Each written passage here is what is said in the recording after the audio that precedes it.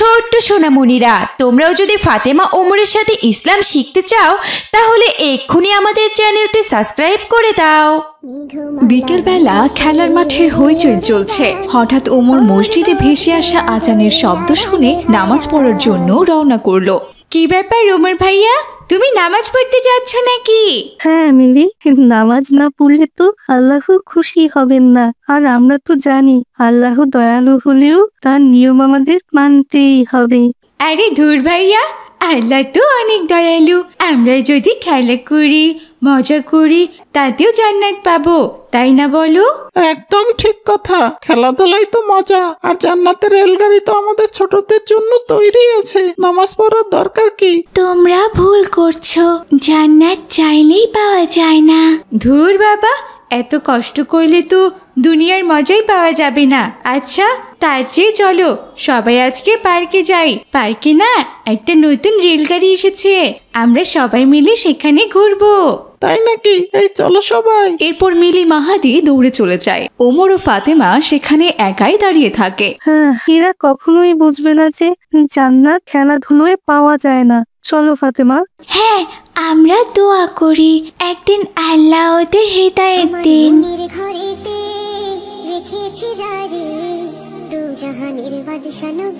এরপর রঙিন পার্কে রেলগাড়ি চলছে, চারপাশে হাসি এবং আনন্দ। বাচ্চারা চিৎকার করছে, দেখো দেখো কি সুন্দর রেলগাড়ি, একদম জান্নাতের রেলগাড়ির মতো। এটাই আসল জান্নাতের রেলগাড়ি। তখন ফাতেমা ওমর নামাজ শেষ করে সেখানে চলে আসে।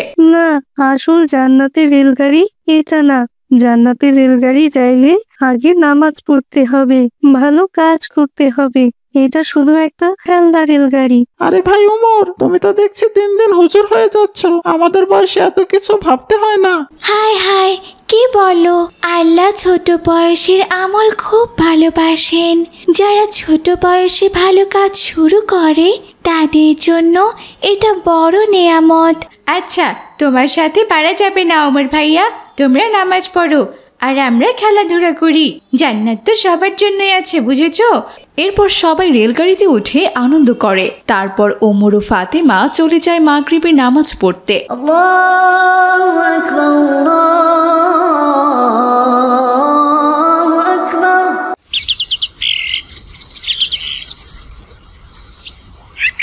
এদিকে গভীর রাতে মিলি মাহাদি বাকিরা সবাই স্বপ্নে দেখছে তারা আগুনে পুড়ছে। চারপাশে আগুন, কান্না এবং চিৎকারের শব্দ। কি যে এক ভয়াবহ দৃশ্য!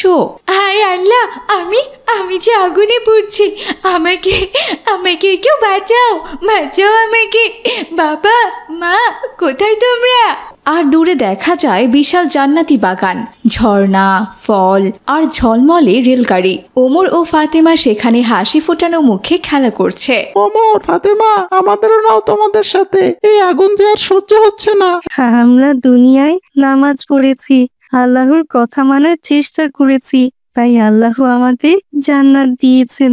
জান্নাত শুধু তাদের জন্য যারা আল্লাহর ইবাদত করে। খেলা আর অবহেলার সময় কাটালে জান্নাত পাওয়া যায় না। হায় আল্লাহ, যদি আবার আমি সুযোগ পেতাম আমি ঠিকই নামাজ পড়তাম। আমি এখান থেকে বের হতে চাই। এরপর আগুনের তীব্রতা আরো বেড়ে যায়। তারা চিৎকার করে ওঠে। হঠাৎ ঘুম ভেঙে যায় বাচ্চাদের। সব বাচ্চারা ভয়ে একেবারে ফ্যাকাশে হয়ে যায়।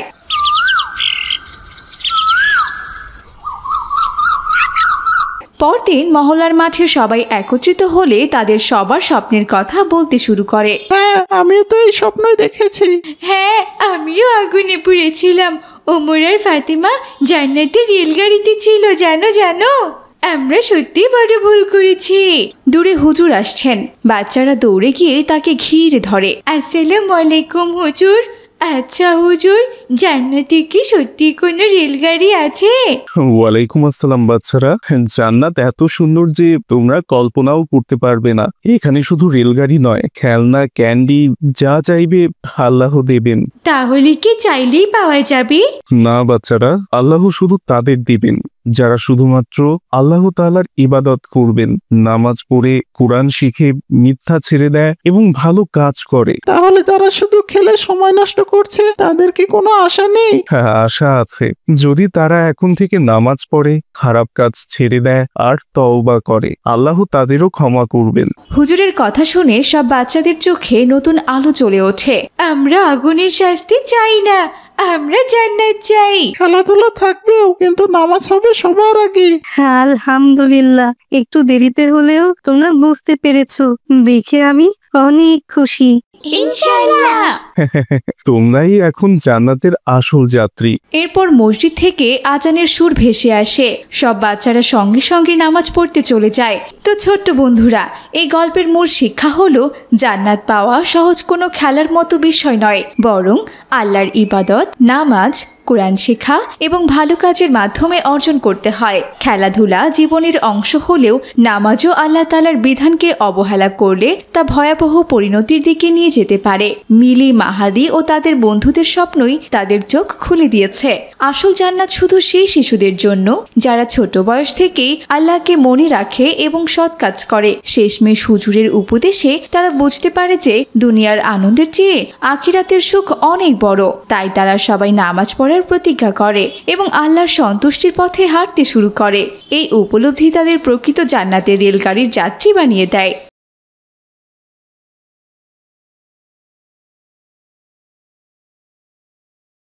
আমরা অনেক চেষ্টা করেছি রহমান সাহেব, কিন্তু দুঃখিত, তাকে আর বাঁচানো সম্ভব হবে না। এখন শুধু দোয়া ছাড়া আর কিছু দরকার নেই ভাই। কি বলছেন ডাক্তার সাহেব? আর কিছু করার নেই? একটুও কি আশা নেই? আমি বুঝতে পারছি আপনার কষ্ট রহমান সাহেব, কিন্তু এই সময় আপনার জন্য সবচেয়ে বড় কাজ হচ্ছে ধৈর্য রাখা আর তার শেষ সময়গুলোতে তাকে একটু শান্তি দেওয়া। ডাক্তারের এমন কথায় আব্দুর রহমানের চোখে পানি জমে উঠল। ছোট্ট আয়েশার বুকও কেঁপে ওঠে। এই মুহূর্তে তার পৃথিবী যেন একেবারে অন্ধকার হয়ে আসে। আয়েশা তখন ভয়ে ভয়ে তার মায়ের কাছে গিয়ে হাত ধরে। মা, ও মা, তুমি আমাকে ছেড়ে যেও না। আমি কার কাছে থাকবো মা? কে আমার কোরআন তিলাওয়াত করে শোনাবে? কে আমাকে নামাজি রাখবে বলো তো? তুমি ছেড়ে যেও না মা। আয়েশা, মা আমার, তুমি ভালো থেকো। বাবার কথা সব সময় শুনবে। আর হ্যাঁ, কখনো নামাজ ছেড়ো না। নিয়মিত কোরআন পড়ো। মনে রেখো, আমি তোমার পাশে থাকবো না, কিন্তু আল্লাহ সব সময় তোমার সাথেই আছেন। কিন্তু মা, আমি একা তোমাকে ছাড়া কি করে থাকবো? রাতে তো আমি তোমাকে ছাড়া ঘুমোতেই পারবো না। তুমি একা না মা, আল্লাহ আছে তো, তিনি তোমাকে শক্তি দেবেন। আমি তোমাকে খুব ভালোবাসি মা আয়েশা, খুব ভালোবাসি। এরপর আয়েশার মায়ের কণ্ঠ ধীরে ধীরে স্তব্ধ হয়ে আসে। হাসপাতালের ঘর জুড়ে নেমে আসে ভয়ঙ্কর নীরবতা। ছোট্ট আয়েশার কান্না আর তার বাবার অশ্রু মিলেমিশে ভারী পরিবেশ তৈরি করে। তারপরই আয়েশাকে এতিম করে তার মা চিরদিনের জন্য তাকে একা করে চলে যায়।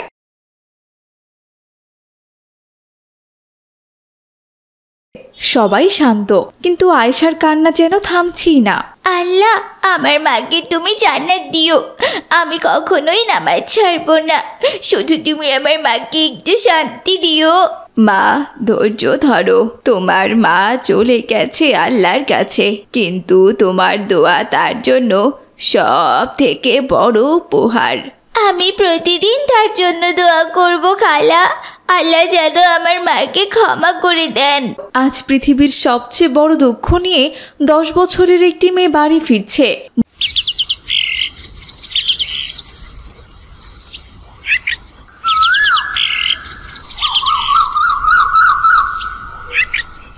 আমার মা যেন জান্নাত পায়। এর কিছুদিন পরেই তার বাবা আবারও বিয়ে করে তার নতুন স্ত্রীকে বাড়িতে নিয়ে এলো। আয়েশা মা, এটা তোমার নতুন মা, সে তোমার অনেক যত্ন নেবে। আসসালামু আলাইকুম মা। ওয়ালাইকুম আসসালাম। মা, তুমি কি আমাকে ভালোবাসবে? আমার আসল মা যেমন আমাকে ভালোবাসতো। এখন এসব প্রশ্ন করছো কেন তুমি? আমি যা বলবো তাই করলে অবশ্যই ভালোবাসা পাবে, আর অবাধ্য হলে কি হবে সেটা এখন বললাম না। তার নতুন মায়ের এমন উত্তরে মায়ের কোনো স্নেহ পাওয়া গেল না, বরং কঠোর বাতাস বয়ে গেল। আয়েশা অনুভব করলো তার জীবনে নতুন এক পরীক্ষা শুরু হলো। কিছুদিন পর রোকেয়া গরম ভাত নামিয়ে নিজের ও আয়েশার বাবার জন্য ভালো খাবার সাজিয়ে রাখে, আর আয়েশার জন্য আলাদা থালা। মা, এগুলো তো পোড়া ভাত মনে হচ্ছে। চুপ কর, যা দেওয়া হয়েছে তাই খা, খেতে না চাইলে থাক। আচ্ছা মা, ঠিক আছে, আমি খাবো। আমার কোনো অসুবিধা নেই। হ্যাঁ, মনে রাখিস, আমার বাড়িতে তোর আদিক্ষেতা চলবে না, যা দেওয়া হবে তাই খেতে হবে। জি ঠিক আছে মা। এরপর পোড়া ভাতের প্রতিটি দানা যেন আয়েশার বুকের ভেতরে আঘাত করছিল, কিন্তু তার ঠোঁটে কোনো অভিযোগ নেই। সে শুধু আসমানের দিকে চেয়ে বলল, হে আল্লাহ, তুমি আমাকে ধৈর্য দাও।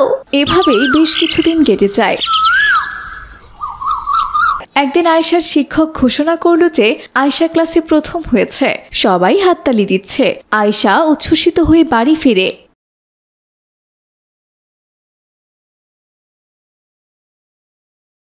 মা, আমি এবার ক্লাসে প্রথম হয়েছি।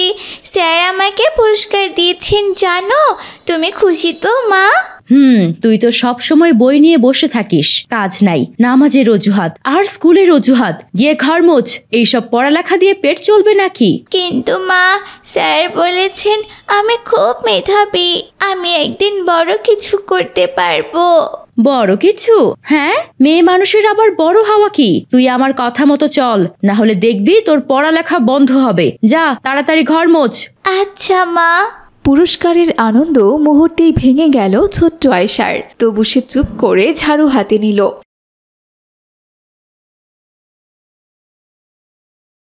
এরপর টেবিলে খেতে এসে সে দেখলো রোকেয়ার সামনে ভালো খাবার সাজানো। আয়েশার সামনে শুধু শুকনো ভাত আর এক চিমটি লবণ পড়ে আছে। আল্লাহ, আমার মা যেমন বলেছিল নামাজ আর দোয়া ছেড়ে না দিতে, আমি তেমনই করব।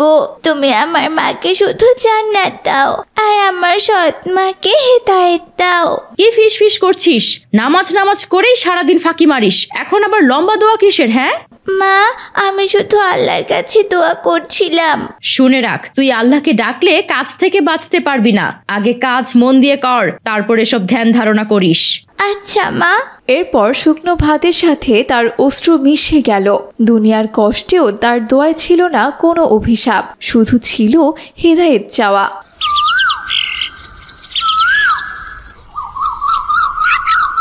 এর কিছুদিন পরেই রোকেয়া কঠিন এক রোগে আক্রান্ত হলো। তার এক হাত ও এক পা প্যারালাইজ হয়ে গেল। আপনাকে অনেকদিন রেস্ট নিতে হবে। আপনার দেখাশোনার জন্য কাউকে সব সময় থাকতে হবে, তা না হলে যে অবস্থা খারাপ হবে। রোকেয়া তার স্বামীর দিকে তাকায়, কিন্তু স্বামী একেবারে নীরব ছিল। ঠিক তখনই, মা, তুমি চিন্তা করো না, আমি আছি তো। আমি তোমার সব কাজ করব, তোমার ওষুধ খাওয়াবো, খাবার দেব, পাশে থাকবো মা। তুই করবি আমার সেবা মা? আমি তোকে কত কষ্ট দিয়েছি, তবুও তুই আমার সেবা করবি? কারণ তুমি আমার মা। আমার আসল মা আমাকে শিখিয়েছে অভিমান নয়, সব সময় দোয়া করতে হয়। তুমি তো অসুস্থ, আমি কি করে তোমাকে একা রাখি মা? আয়েশা, তুই যে এতদিন তোর মায়ের কাছে অত্যাচারিত হয়েছিস এটা আমি জানি, কিন্তু আমি জেনেও চুপ করেছিলাম, কিছু বলতে পারিনি তোর মাকে। আজ তোর মা তোর কাজের মাধ্যমে, তোর ব্যবহারের মাধ্যমে বুঝতে পেরেছে যে তুই কি। আমি এত অন্যায় করেছি, তুই তাও আমাকে নিজের মা ভাবছিস মা? হ্যাঁ মা, তুমি আমার মা। রোকেয়ার চোখ ভিজে উঠল। এতদিন যে মেয়েকে অবহেলা করেছে সেই মেয়েই আজ তাকে ভরসা দিচ্ছে। এরপর আয়েশা ঔষধ খাওয়াচ্ছে, হাত পা মালিশ করছে। আয়েশা, আমি তোকে চিনতেই পারিনি, আমি তোকে কত কষ্ট দিয়েছি, তবু তুই আমাকে এত ভালোবাসিস। না না মা, তুমি আমার মা। মা কখনো খারাপ হয়? আমি শুধু চাই তুমি ভালো হয়ে যাও। আমি ভুল করেছি মা, অনেক ভুল। আল্লাহ আমাকে মাফ করবেন তো? আল্লাহ সবচেয়ে দয়ালু মা, তুমি চাইলে আল্লাহ অবশ্যই তোমাকে ক্ষমা করবেন। আজ থেকে তুই আমার নিজের মেয়ে। আমি তোর প্রতি অন্যায় করেছি মা, আল্লাহ আমাকে মাফ করুন। আমার মা বলেছিল ধৈর্য ধরলে আল্লাহ সবকিছু ঠিক করে দেন। দেখো মা, আজ সত্যি তাই হলো। আজানের ধ্বনির সাথে সাথে এক নতুন জীবন শুরু হলো। মামির মধ্যে ভেঙে যাওয়া সেতু জুড়ে গেল। ধৈর্য, দোয়া আর ভালোবাসার জয় হলো। তো বন্ধুরা, দেখলে তো ভালোবাসা দিয়ে সবকিছু জয় করা যায়, এমনকি সৎ মায়ের মনও জয় করা যায়। আজ তাহলে এখানেই বিদায় নিচ্ছি ছোট্ট বন্ধুরা, ভালো থেকো তোমরা। আসসালামু আলাইকুম রহমতুল্লাহ।